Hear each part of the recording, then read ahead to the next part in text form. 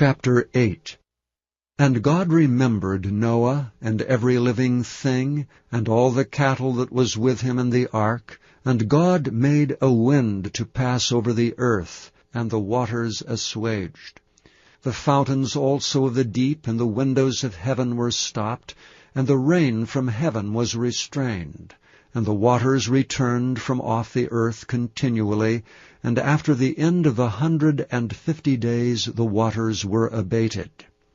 And the ark rested in the 7th month, on the 17th day of the month, upon the mountains of Ararat. And the waters decreased continually until the 10th month. In the 10th month, on the 1st day of the month, were the tops of the mountains seen. And it came to pass at the end of 40 days that Noah opened the window of the ark which he had made, and he sent forth a raven, which went forth to and fro, until the waters were dried up from off the earth. Also he sent forth a dove from him to see if the waters were abated from off the face of the ground. But the dove found no rest for the sole of her foot, and she returned unto him into the ark, for the waters were on the face of the whole earth. Then he put forth his hand, and took her, and pulled her in unto him into the ark. And he stayed yet other 7 days, and again he sent forth the dove out of the ark.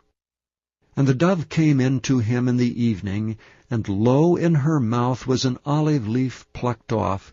So Noah knew that the waters were abated from off the earth. And he stayed yet other 7 days, and sent forth the dove, which returned not again unto him any more.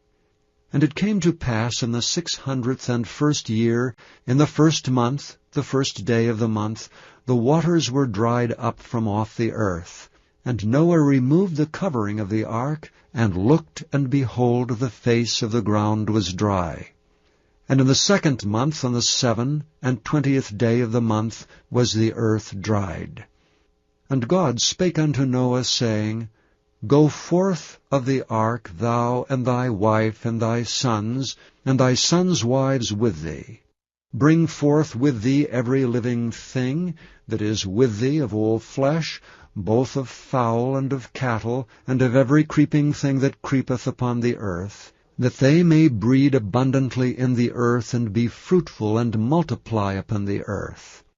And Noah went forth, and his sons, and his wife, and his sons' wives with him, every beast, every creeping thing, and every fowl, and whatsoever creepeth upon the earth after their kinds, went forth out of the ark.